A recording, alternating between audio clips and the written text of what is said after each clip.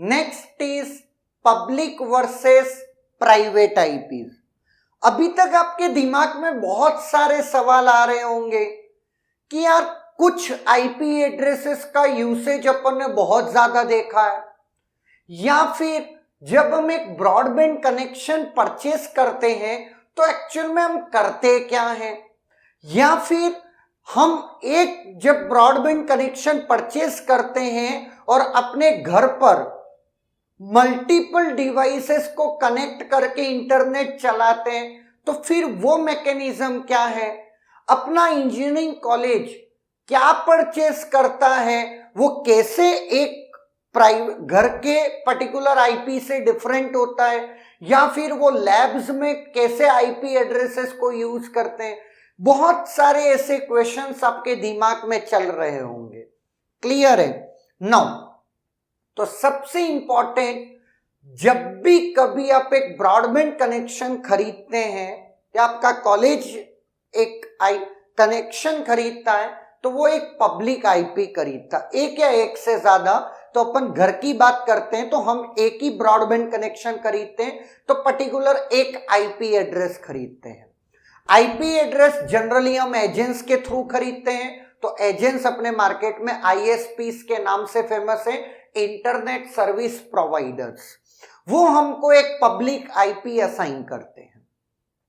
Public IP actually क्या होता है, that can B accessed over the internet which can be used to control the other public host remotely over the internet।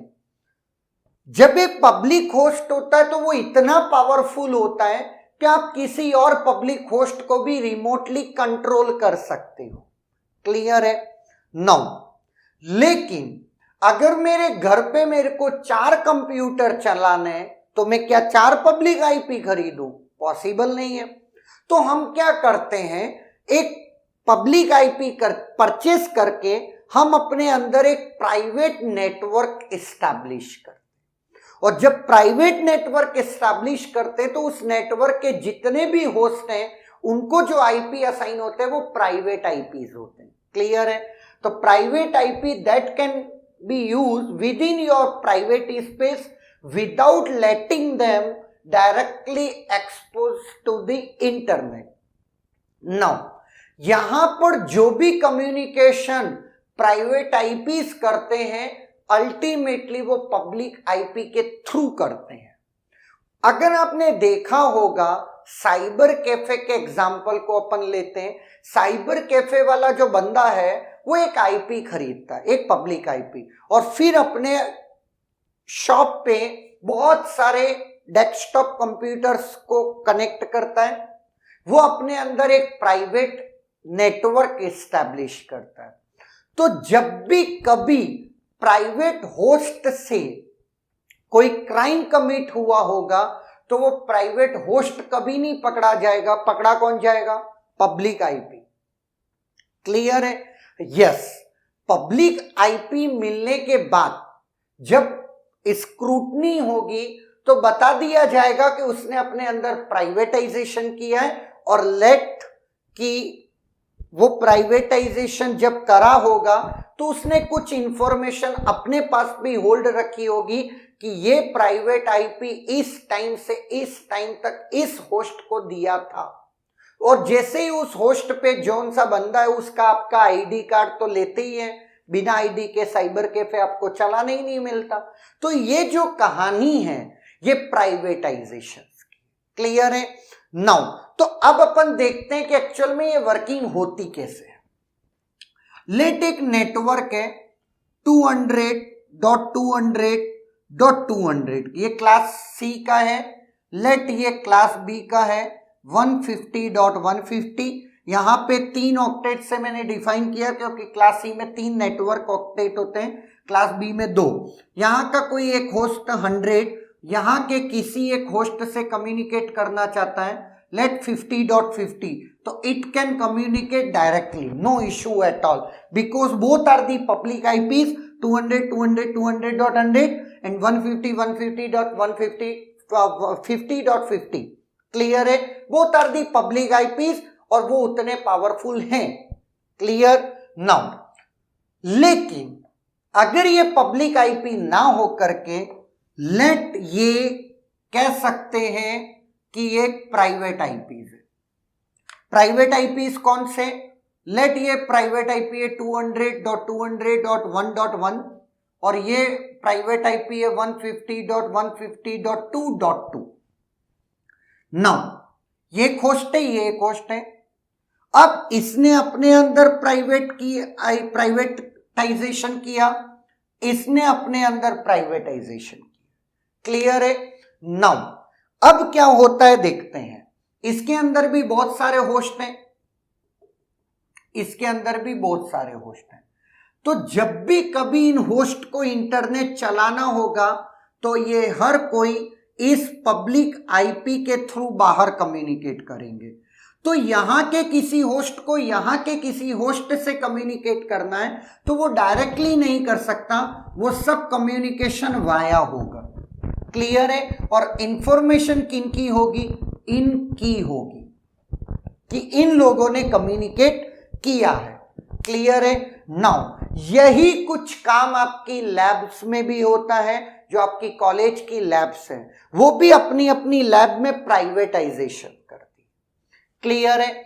Now यहां पर कैसे एक private IP और public IP matching करते हैं, ये हमारी अभी हेडेक नहीं है, ये एक प्रैक्टिकल नॉलेज है जिसको अपन लेटर ऑन देख लेंगे।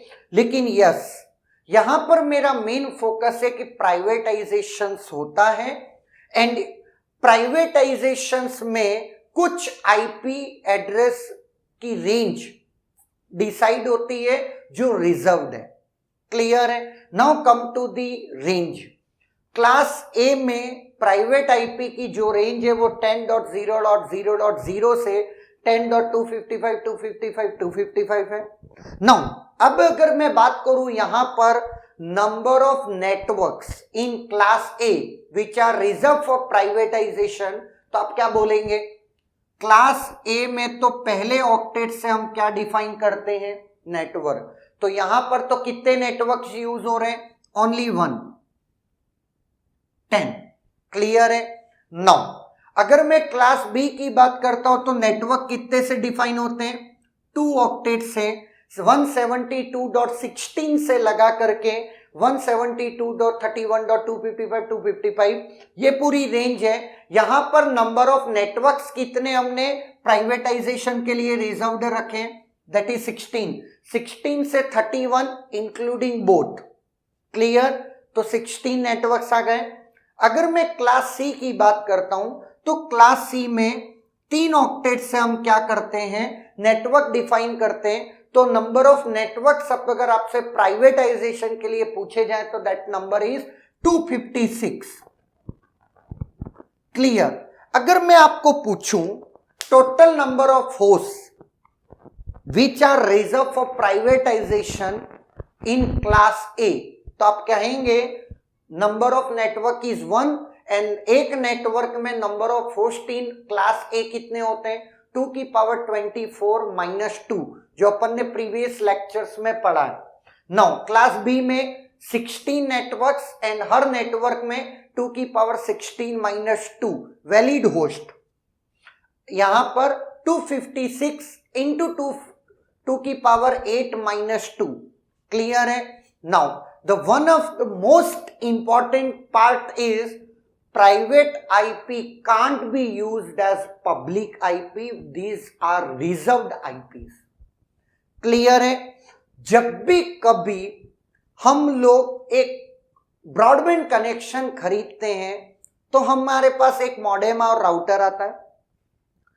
वो जब आप डिवाइसेस कनेक्ट करते हैं, जैसे भी आप अपने प्राइवेट नेटवर्क में एक नई डिवाइस लेकर आते हैं तो वो क्या करता है? Obtaining IP. उसको आईपी कौन असाइन करता है? एक डीएचसीपी सर्वर हम असाइन करते हैं, डायनेमिक होस्ट कॉन्फ़िगरेशन प्रोटोकॉल, जो कि dynamically IP unique IP assign करने के लिए यूज आता है अगर वो आपकी क्या है? वाईफाई डिवाइसेस हैं तो।